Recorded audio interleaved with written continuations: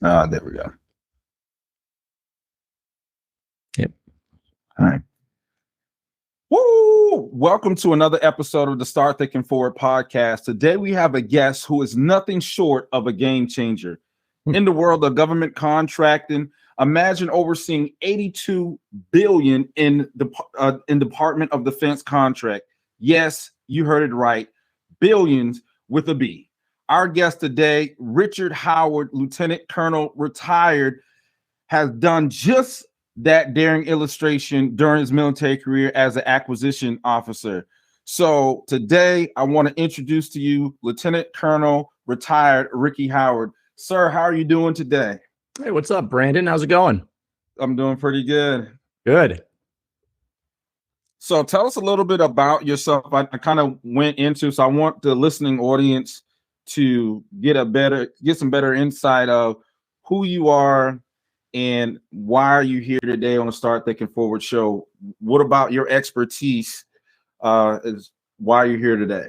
Sure. No, I'd love to go into that. So I spent 20 years in the U.S. Air Force as a military officer. About half of that time was flying reconnaissance aircraft. And, that was, of course, I went in right before 9/11 kicked off. So I was pretty busy during the first 10, 11 years of my career doing that. But something happened, about 11, 12 years in, we had some health issues with one of my children, and we ended up moving to Boston so they could be treated at Boston Children's Hospital. They're doing great.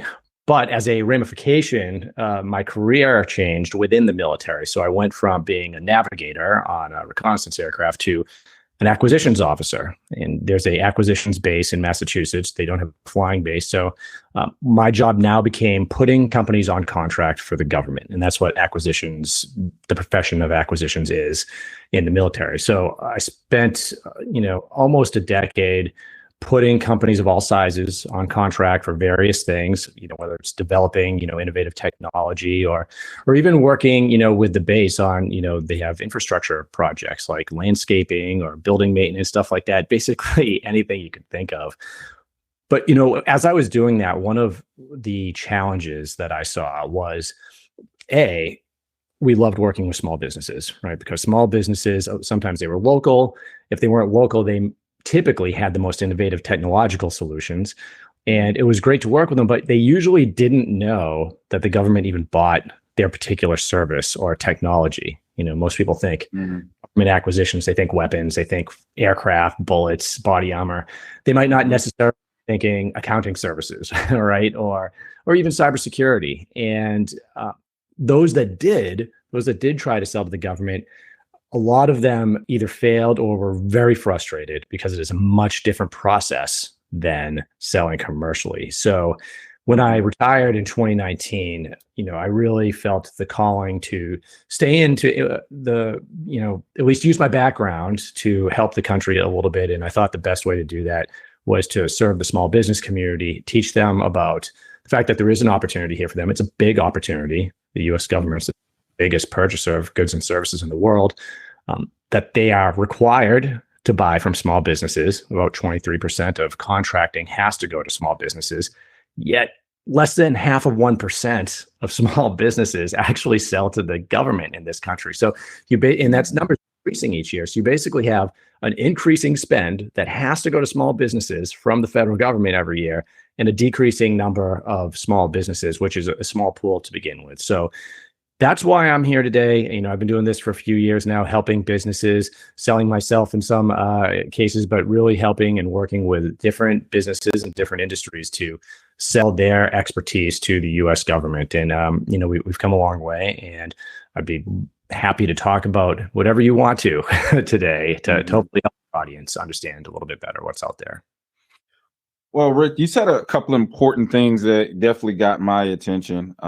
You mentioned that, that you talked about the importance of these government contracts for small businesses, but you also mentioned that there's a lot that pool of small businesses is shrinking.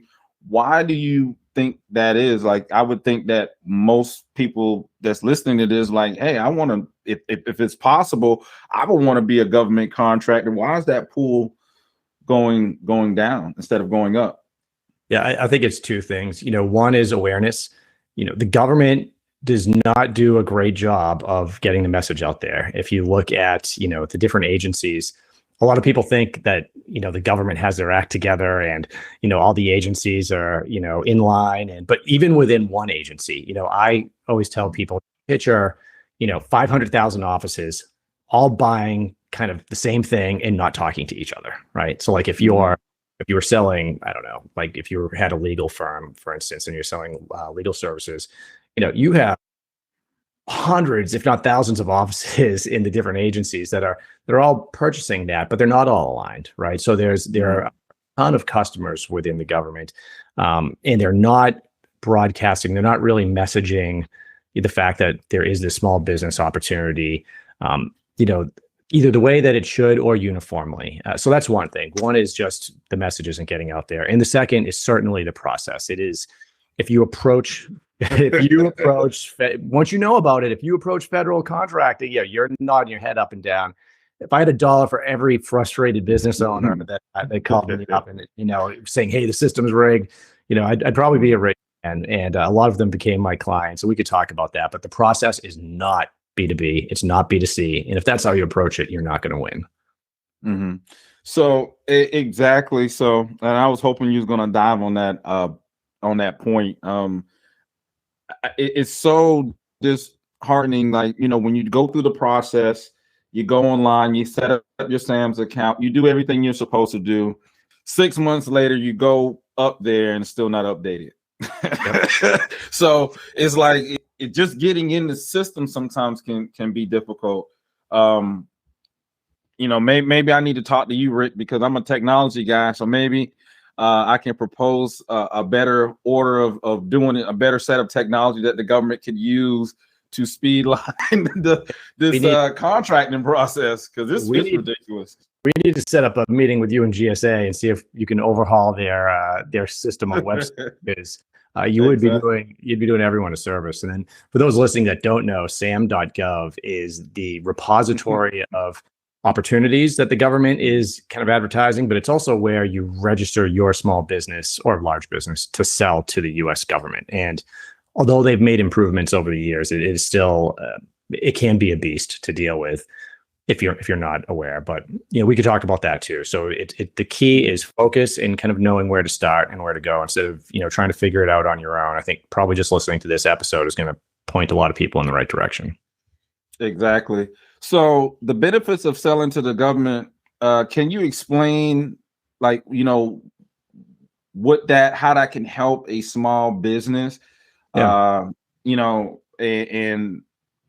how it can positively impact the company's growth? And that's what I'm thinking about. Is like, could this lead to sustainable growth until you're able to grow in the public, sector or whatever? Yeah. And I typically like to see companies selling commercially and to the government. And we can talk about the challenges of the government and the benefits, right? But benefits to a small business are, first of all, government funding. This is a completely different pipeline of revenue that's going to be coming into your business. And largely it's unaffected by the economy, even though it's the government, right? So anyone that's been in business knows, as the economy fluctuates often, so can your profits and loss, right? You're going up and down on, inflation and a variety of factors. But with the government, if let's say that, things are headed down and you don't have as many clients as you did, or, you're not making the number of sales that you're typically used to, let's say that you have a couple 3-year contracts with the US government, those contracts aren't fluctuating. That money's coming in, right? You've already won that contract. Maybe you have 1-year options. There's a lot of different types of contracts, but federal funding is largely going to be unaffected by that. Now, it can be affected by other things, but so one thing is stability, right? So now when we have 2 sources of revenue coming into your business, you're going to have that stability. But the second thing is growth, right? And in some cases, exponential growth. Now, I've watched a lot of small businesses, serious growing. So on average, let's just talk about the averages, right? So if we looked at, for instance, 2021, we took all the small businesses that were selling to the government and we just averaged out, what did the average one make that year selling to the government? It was 2.34. That's on average. Now, granted, if we actually look at them specifically, now there's a range, right? There's small businesses that made $40 million that year, and there are small businesses that made $1,000 that year selling to the government, right? So there's a range. But I mean, you can become a large business selling to the US government. And the government is spending billions and billions of dollars every year and just about everything you could think of. So growing your business with that type of revenue, creating stability. And then third, if you are looking at selling your business, right? So everyone should have a 5, 10, 20-year plan with their business. You know, we're not going to be young forever. And if you do want to, if that's a goal of yours, I want to sell my company, nothing is going to increase the valuation of your business like having government contracts added to that revenue, recurring revenue, government contracting. Figure out how to do that, how to sell to the government. It's going to be very valuable, and it's going to you're going to see that in what you can sell your business for. That's interesting. So basically, what I gathered from that is one of those things where it may be a little difficult to start, but once you get in and you find like an ebb and flow, it's one of those things where you never will turn back and you won't regret it. And it's also a very, attractive way to sell your business because they can see exactly what revenue is coming, and they know that revenue is constant and is dependable. So that's going to help increase the value of your company. That's right. That's right.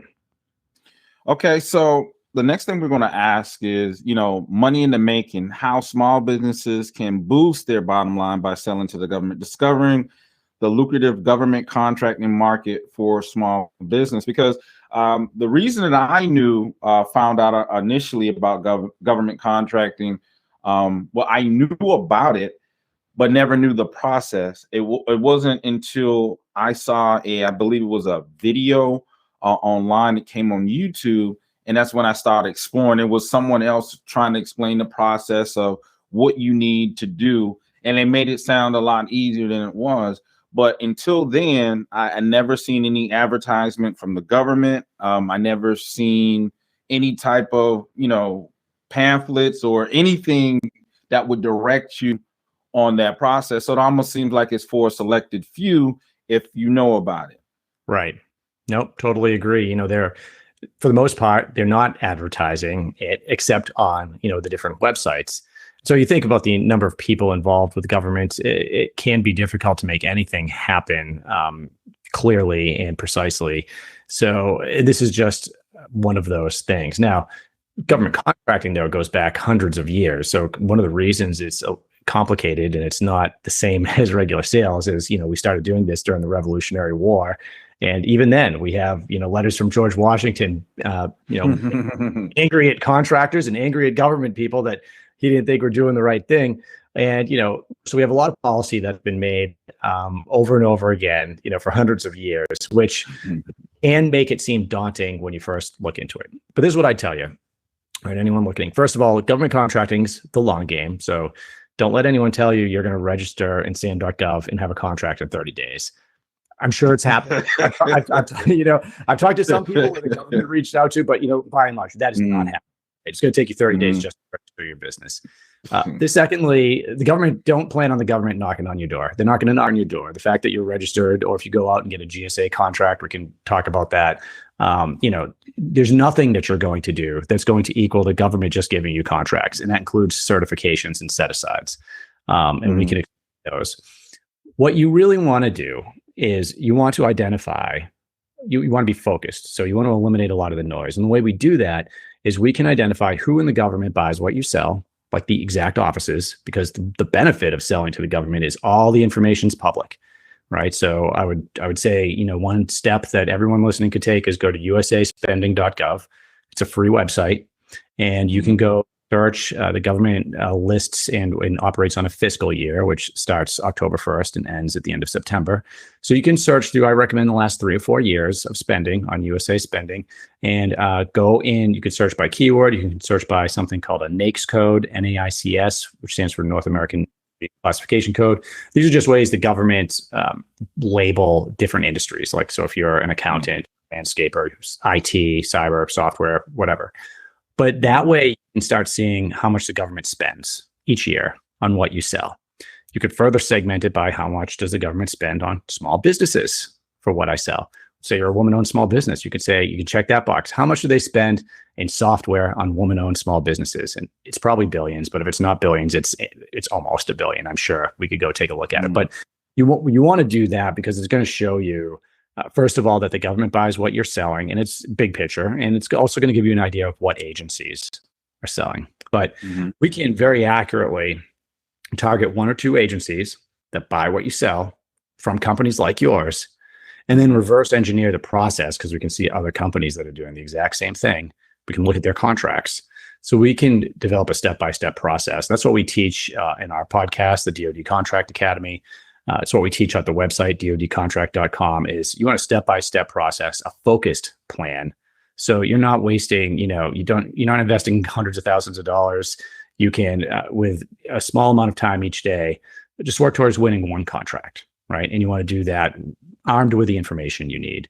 And so we're starting by identifying opportunities way before a solicitation ever comes out. And this is the beginning of it. Something like USA spending and doing your research. Wow. And that's gonna, finding those opportunities. That's the most important thing. So in this, tell us a little bit about the academy, because I think a lot of people that may be listening in is like, hey, I expect to get a lot from this podcast, but I don't think that I'm gonna be able to learn how to contract in an hour. Yeah. How do I get in contact with Rick Howard? How do I be a part of this academy? How much does it cost? People are thinking like already, I know, because if I'm on the other side of this conversation, I'm just listening in. I'm like, hey, he's talking about an academy he has. How do I get a part of that academy? Yeah. So first, let me just talk a little bit about why we started that, right? Okay. When I came in, when I started our consulting business, we were doing typical high-end consulting in this space, in the public sector space. And that's not cheap. So, if a small business goes out and looks at, hey, what's it going to cost to hire someone, like with my type of background, or maybe someone that worked for Boeing for 20 years selling to the Department of Defense, that actually knows what they're doing, that's not going to be cheap. But, my mission, our mission with the Academy is get the small business owner and the entrepreneurs the knowledge that they need and arm them with the process so they can be successful, right? So we wanted to build something that was relatively inexpensive, that they could sign up for and learn what they needed to. So I'd say first, for free, DoD Contract Academy podcast. You can listen to those episodes and you can learn a lot of information there if you want to, put yourself to sleep every night listening to me and clients that we've had, Academy members, and as well as, small businesses that are just crushing it. Second is the Academy. So if you're interested in the Academy, you go to dodcontract.com. And what that is first, we have an online training repository, right, that walks you step by step. So if you are a member, you know nothing about it, step one, you're going to see how to register in SAM.gov. I walk you through it, right, all of that. How to build your initial strategy. How do you do the research to find the agencies you're selling to? How do you find those opportunities like we were talking about? How do we influence them? Meeting with the government and build the relationship that's actually going to win you that contract. And so building the pipeline all the way through, we have a CRM tool that we've developed as well. We could talk about, the actual steps and how they differ in selling to the government. But so those are the type of things you're going to get on demand in there. But we also do a weekly coaching program. And so that, because everybody's business is a little different, we get a lot of entrepreneurs developing their niche and they want to figure out where to focus. So that's where we can do things like, and this is really cool. And I kind of geek out about all of the information out there. Let's take accounting, right? So I had someone with an accounting background, and, when we started looking at what they could sell to the government, we can see it's a huge spend for accounting services, both large and small businesses. They wanted to do tax prep services, right? But with the tools that we use, and I have some tools that are relatively expensive, but we can use those in the academy and the coaching session. So it's, no cost. We can see with startling accuracy how much competition there is, right? So if we saw that, and now I'm making this number up because I don't have it at the top of my head, but let's say tax preparation services, we saw that, 70 to 100 offers were coming in per solicitation, which is really high. But in the same breath, we can look at different niches. So bookkeeping services, still a significant amount of spending. They're getting like 2 offers per solicitation. So there's some things Right. that are really competitive within the government, and usually the contracts are a little bigger, but there are some things, there are these little areas that you can find that are really great to start on, to focus on. And we can see, again, okay, well, which offices buy bookkeeping services? How are they going to buy those bookkeeping services? And that's all you need to learn to know. So that's the type of thing we're doing in our coaching program, each week. The cost is, I'm not going to say the cost because that could change, and it does change. Sometimes we have specials, and next year it might change, but we're not talking about thousands of dollars to join the academy, right? So you can join in, you can a month or 2 if you want, and just learn everything you can and come back when you're ready. Or, we have a lot of members that just stay with us, right? And, they can hop on a call and inexpensively in the big scheme. So it's like a monthly subscription, basically? Monthly subscription, exactly. Yep. Take somebody. That's probably what you were looking for, and I just went on this tangent about. No. Everybody's accustomed to that subscription model, it's like a Netflix of sorts. So it's like, hey, you're the Netflix of procurement, government procurement. I like that. Basically. I like that. Yeah, I like that. We're rolling out a CRM tool soon too, which is going to be really interesting. We're testing it in the academy now with our students, but what I like about that in a CRM, customer relationship management software, if anyone's familiar with Salesforce or HubSpot or any of those, which are great, or Cerebro. Okay, so you have one as well. Yeah. Man, yes, sir. Okay, so we should talk, man, because there are certain steps in that federal contracting process that just don't exist commercially, and so I've spent so much time like building. A lot of people are using spreadsheets, some are using Salesforce. Just having to edit all of those to make it usable for something that actually closes contracts takes a lot of time. So we start them off with the right thing. So instead of, just kind of like a typical, I'm going to find a lead, I'm going to qualify it, I'm going to, close it. Now we've added all of the steps to actually close each type of deal. And that walks somebody that hasn't done this before, or a sales team. Now they know, oh, I've got to call the TPOC. Oh, I've got to set up a meeting, with the office. Oh, I need a source of sought. Onto the source of sought. Do I even bother? We can talk about that. Do I even bother engaging on a solicitation? So, yeah, and I know I've heard stories about that. I know, some people, if they're trying to get into that space, I know in my particular industry, people have always told me that, hey, the best place to start would be the recruiters. They always need help with marketing. They always need help with different resources and tools. And a lot of times I know can you clear this up? 'Cause a lot of people think that, when you get a government contract that you may not get paid anytime soon. And I said realistic, I don't mean like a year or 2 years. Like realistically, I think if you were to win a government contract, you'd be looking at anywhere between 90 to 120 days, or even maybe 6 months, maybe 8-9 months sometimes. But usually I would say within that 90 to 120 day mark is when on average you're going to see, because there's steps that has to happen in order for you to get paid, meaning even once you complete the task. So can you explain what a company can do in the interim? Why they, let's just say they want a contract. Do you educate your students on what they can do in the interim once they win that contract? Then they need to, and I'm speaking directly to like factoring, or where, hey, they got this contract and they can go to accounts receivable factoring company and can take that contract and give them. Do you guys talk a little bit about that? Yeah. And, every contract's a little bit different, but, if you have a multi-year contract, if you have a services contract, anything where you're billing the government periodically, you could definitely expect a delay. It's not 9 months. If it's 9 months, something seriously wrong has happened. You need to stay on top of it. But, 30 to 60 days, if I was selling software licenses, I'm expecting to get paid when I hand them the software. But regardless of what it is, but it doesn't always happen. Regardless of what it is, there are, and this addresses exactly what you're talking about. Let's say there's a 60-day delay in you getting paid from the government, right? And you're a small business owner. Maybe you have to pay the salaries of 10 people to satisfy that contract each month. there are financial firms out there that their only job is to support companies that have government contracts, right? So if you think about it, it's not the same as going out and getting like a small business loan, from scratch, because once you win that contract, there are very few things that exist that are going to inspire that type of confidence in a bank, right? Like once you win that contract, that is real. That is from the government. It's government backed. So in fact, on the podcast, I've had people on our podcast from these investment houses that, that's what they do. They work with companies that are government contractors, and they provide that cash to them upfront to pay for what they need to.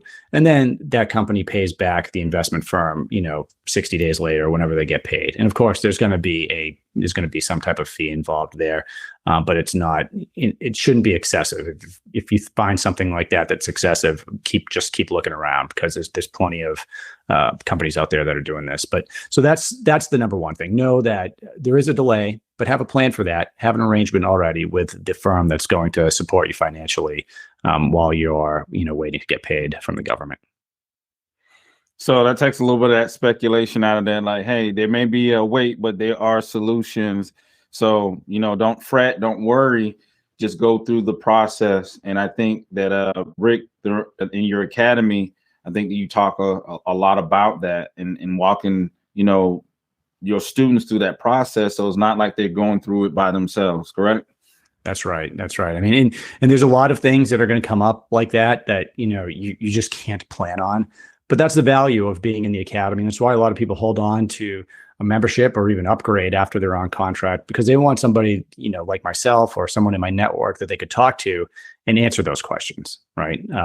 And a good example would be, I have a client of ours who, a woman-owned small business, and she had a contract with the Navy that she won. And that was a contract where, they were going to be moving some things on the base. They think they were moving one building to another.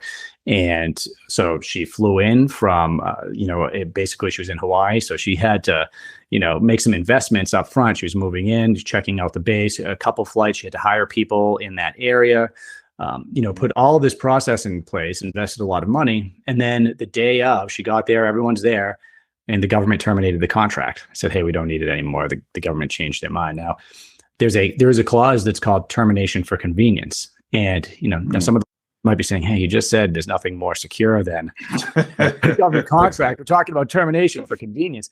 Well, she thought she was out of her, because she invested thousands of dollars at this point, right? And she wanted to go. She's like, hey, I was planning on this coming in. I got to pay all these guys. Well, the government doesn't just leave you hanging. So even though the government can terminate a contract like that, you just need to know how to approach them. So she was walking away going, Rick, I'm out of this money. I'm like, no, hold on, you're not out of the money. So we have former contracting officers for the government. We have former PM, the former program manager, but there's a lot of different specialties.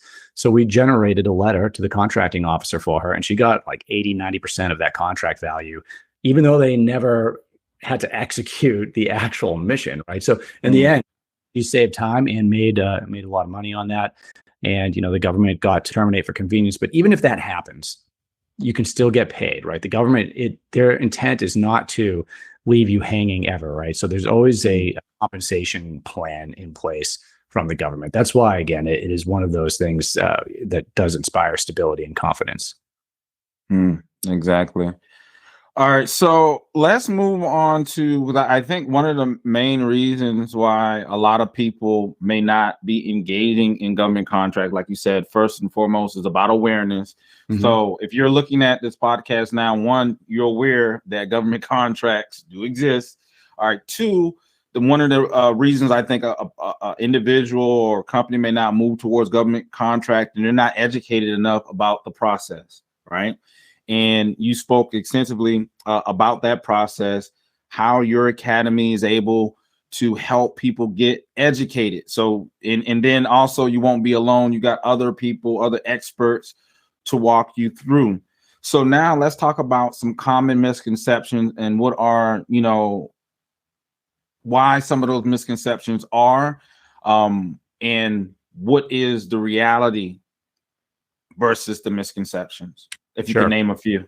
Yeah, absolutely. And this is good for anyone that's thinking about getting into this. And I'll kind of go over some of the top concerns that companies have brought to me, top reasons that they failed, and how we kind of turned it around for them, or what you could do to turn it around. So first, a lot of people think that relationships are out of the question when selling to the government. If you're selling commercially, a lot of times you develop a relationship with whoever you're selling to, right?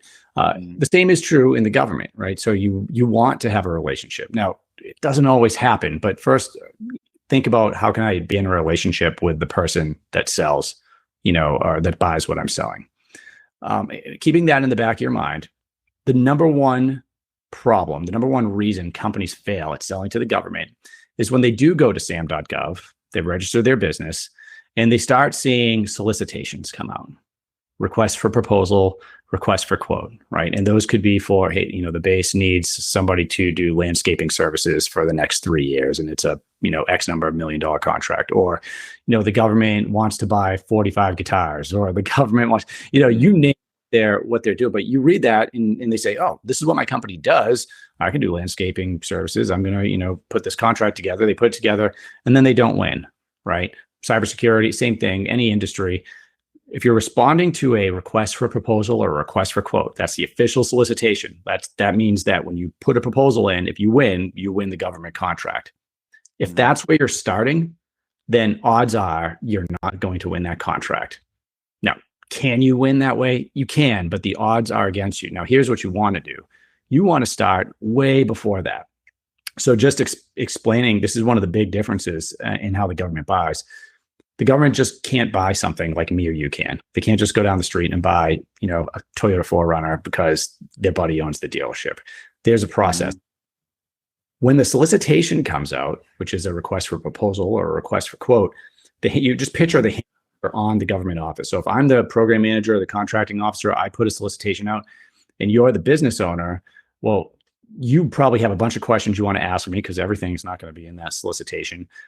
You want to be able to influence this, but there is no influencing. The solicitation is out. I'm not going to talk to you or anyone else because that could be seen as preferential treatment. And I could, that could be a protest. So often companies will protest if they think something unfair happened. Requirements are set. So, we put in there that we want to, put a human resources system together and we're going to use SharePoint to manage it. And we want somebody with these certifications. It's all in there. That's already set.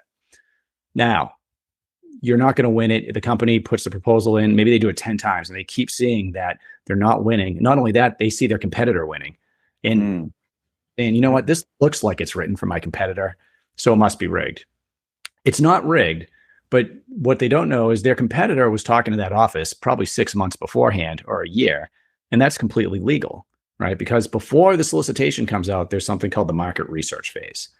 And so you have a contracting office that's putting hundreds of contracts together each year or thousands for random things. They're not going to be the expert on something like cybersecurity or landscaping, right? That's your company.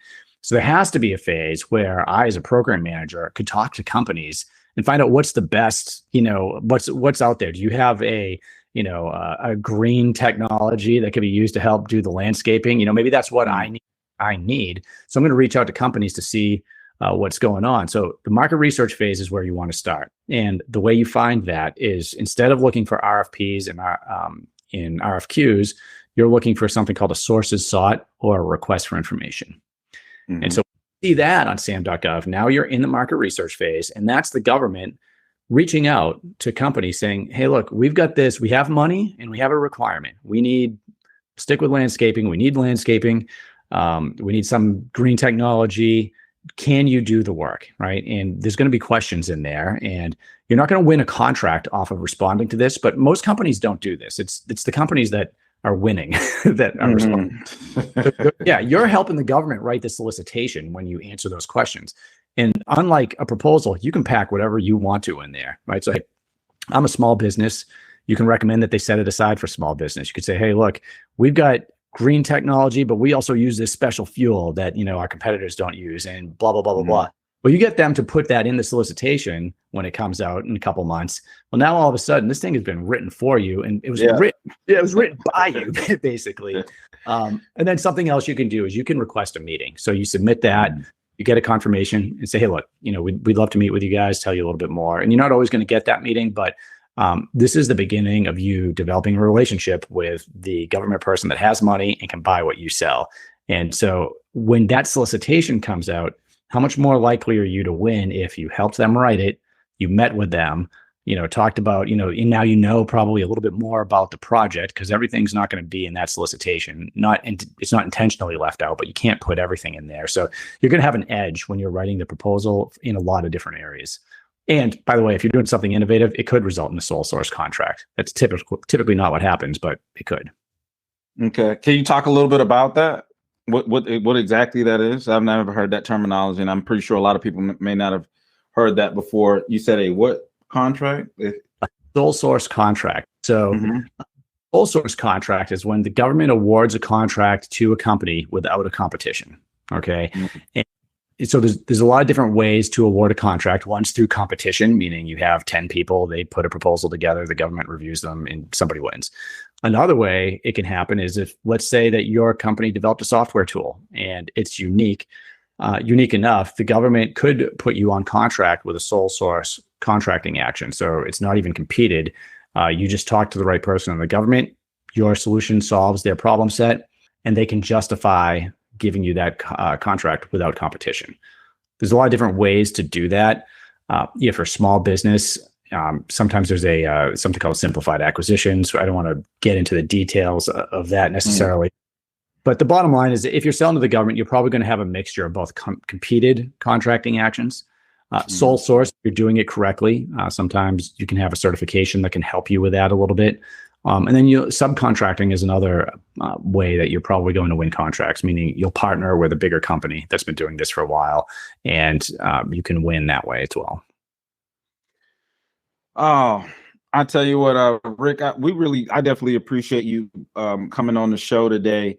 I looked at, so many videos when it comes to government contracting. And one of the things I can say, you're very open, honest, and transparent. Everyone goes out and says, hey, make millions of dollars government contracting. I'm not going to tell you how to do it, but I'm going to tell you about how fantastic my life is as a result of doing government contracts.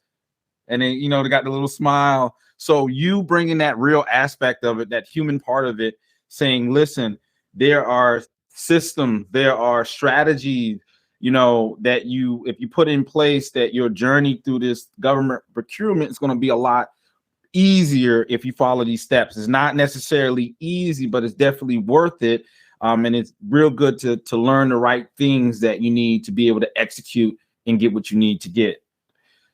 So the next thing I want to talk about is selection, right? What would a company, what are some factors for consideration for vendor selection? If I'm a vendor and I'm trying to get selected, what are some of the things that's going to help me stand out? Yes, that's a good question. And every contract's a little bit different. So there's going to be criteria when you proposal writing stage, and if what you're talking about is a contract that's going to be competed for the most part. Typically, a good solicitation will have in there how the proposals are going to be graded. So for a large contract, a lot of times what you'll have a variety of people that have been selected by the government to review all the proposals and to grade them. And that criteria, they try to eliminate as much subjectivity as possible to go through each of those items. Big picture, you want to make sure that you're solving the government's problem set. So that's the number one. Do you have the solution that the government can use to solve whatever it is that they're trying to do? Now, some of the things that can go into that are past performance, right? And, you may not have you're not going to have past performance if you're going after your first government contract, but, you can build your reputation and build trust without past federal contracting actions.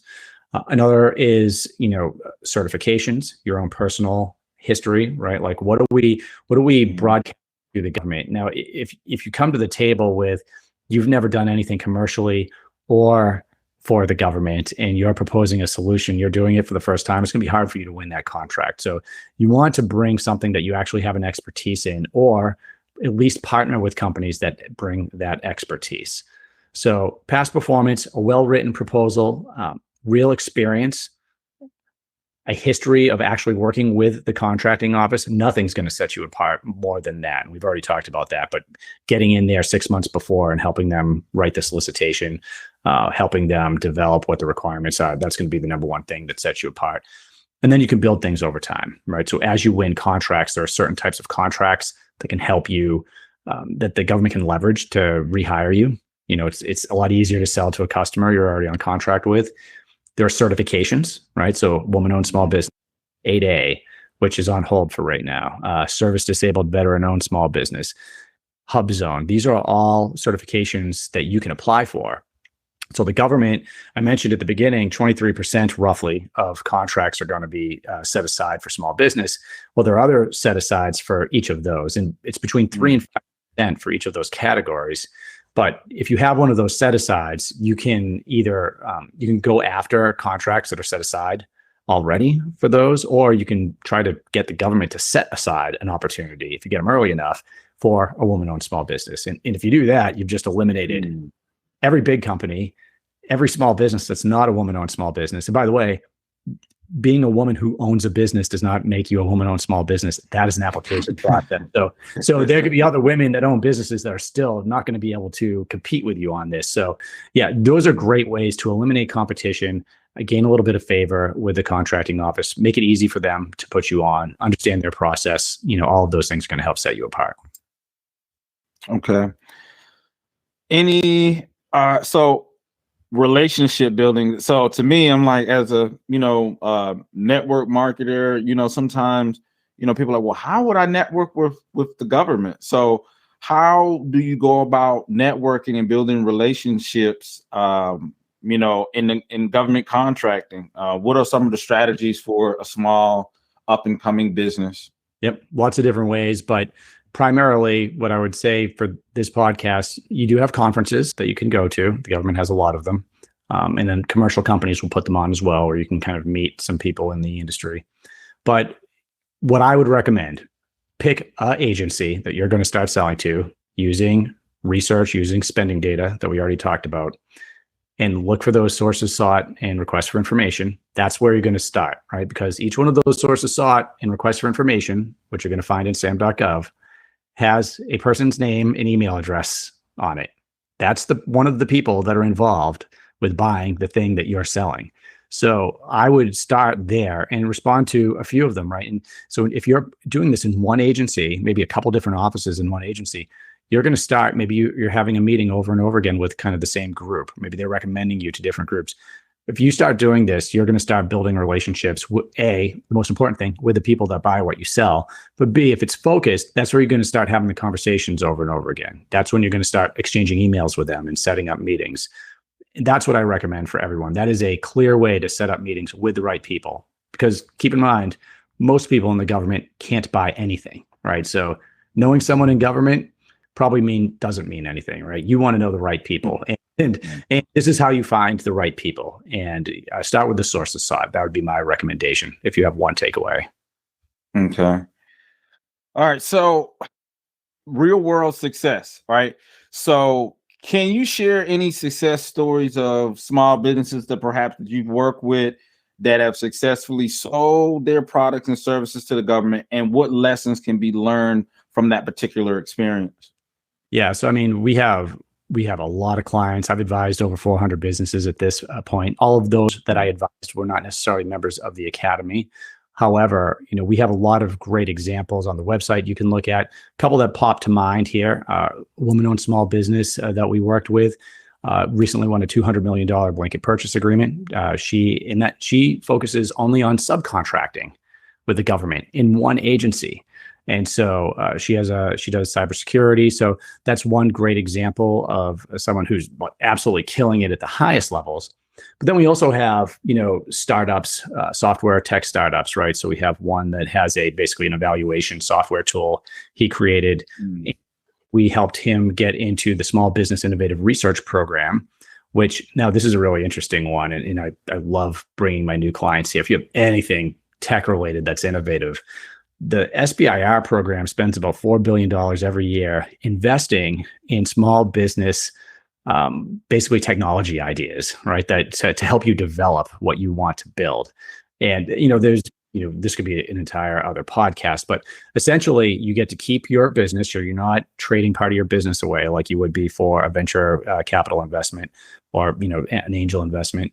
You own your IP, and the government wants you to be able to sell it both to the defense, to the government, and commercially. So that individual was able to win multiple SBIRs contracts to build that software tool and then sell it both to the government and commercially. Another one was involved with virtual reality training.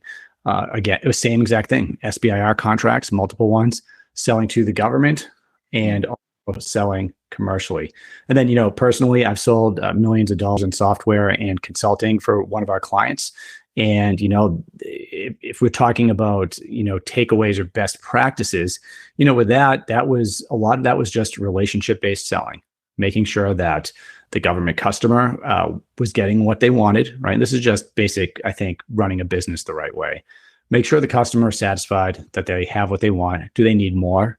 Can they recommend that, somebody that they know, because they know other program managers, right? So can anybody else use, in this case, it was software, the software tool that I'm selling? Oh, yes. Okay. Well, now that's a lead, and I have a lot better chance of closing that lead with a warm connection from somebody else in the government. So you can, once you get the ball rolling, you can really, you network, make sure that you're delivering what you say you're going to deliver, do a great job, and just keep expanding that network. That's what you want to do. I agree. So standing out. So I'm in some aspects, there's, certain communities that may not know about government contracting, but I'm going to make the assumption that there are some businesses out there that know about government contracts. So there are some particular competition. So when it comes to standing out as a company, you want to make sure that your business is sought after. So making proposals stand out, how can a small business ensure that their proposal stand out from the competition when they're submitting these government, when they're going through the government process? Like, are there any particular tools or anything, or? Yeah. So there's a couple things to think of. One, first of all, when you get to the proposal phase, unlike the sources SOTs and the RFIs I was talking about, that's more art. That proposal is, think of that as more of a science project that has to be done correctly. If you're writing your first proposal, I recommend, you could probably go to something like Upwork or, one of the freelancer websites to get somebody that has experience writing proposals to at least help you with the first one. Typically, first of all, you're using something called a compliance matrix. And what that's going to do is it's going to ensure that you are following their directions. So let me give you some examples, right? This proposal will not be more than 20 pages long. It will be in Times New Roman 12-point font. It will include a cost section, a technical section, a past performance section, right? So let's say that those are the things we're focused on right now.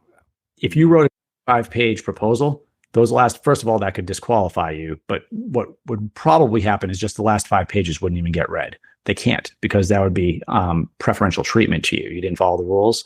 You had 5 extra pages, so they can't look at it.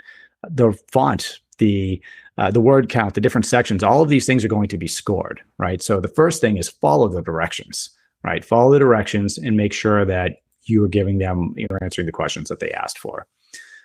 Second thing you can do, aside from going to like a Upwork or something like that, because I'm giving you an example of something an entrepreneur could do relatively inexpensively, right? Because there are certainly businesses that just write proposals, and that can get expensive. That could get really expensive, right? But I have people that are pretty good, freelancers that are good at writing proposals and government grant forms, things like that.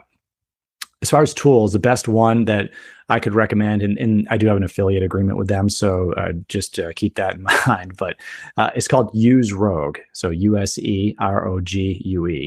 Use Rogue this is great. This is a company that has an AI platform that the sole purpose this was created is to write federal proposals for government contracts. So with this, if you want to save some time, you could get a subscription to Use Rogue, which is going to be a lot cheaper than anyone you're going to pay to do a proposal for you. And you can upload the RFP, the request for proposal, which could be 10 pages long, right? And it will spit out the architecture of what your proposal is going to look like, the different sections, and it's going to start writing it for you. So what's also cool about this is, let's say that if you're a business, whatever your business is, you probably have marketing material, other proposals you've written. It remembers everything that you've done. You can upload material on your business. So I can upload, anything about my construction business or my cybersecurity business. It's going to remember what I've written in there. And so I can ask it, okay, write out my technical section on how I'm going to, solve the data at rest problem that I'm being asked to solve. And it will write that out for you. It's not going to be perfect, right? But you could still solve a lot of time using a tool like that. And I mean, I could submit, 10 times the amount of things, proposals, RFIs that I normally would, just using something like that. So I would say that's something that could certainly help you, at least grow the amount of responses that you can give to the government, get you started. And what's the name of that tool again? Or do you have a link or a code that we could probably share with the audience? I can, yeah. It's called Use Rogue. If you use my link, I believe you get the last time I checked, you get a 2-week trial period to check it out. Mm-hmm. But what I'll do, I don't have it at the top of my brain, but I will send that to you. So you can send it to me, and I'll just put it in the link. So when it actually goes out, they can actually click it. I think that'd be a good tool. Yeah. No, it's awesome. Yeah. So I'll definitely send that to you. Okay. So, I mean, I think that's a lot. And I'm pretty sure I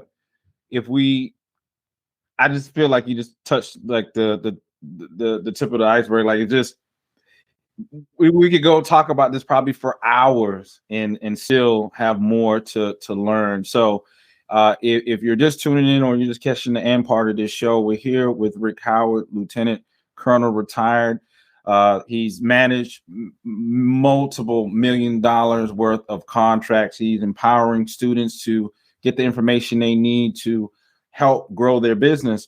And we talked a whole multitude of things this afternoon that can help any business secure themselves or get government funding to start building relationships.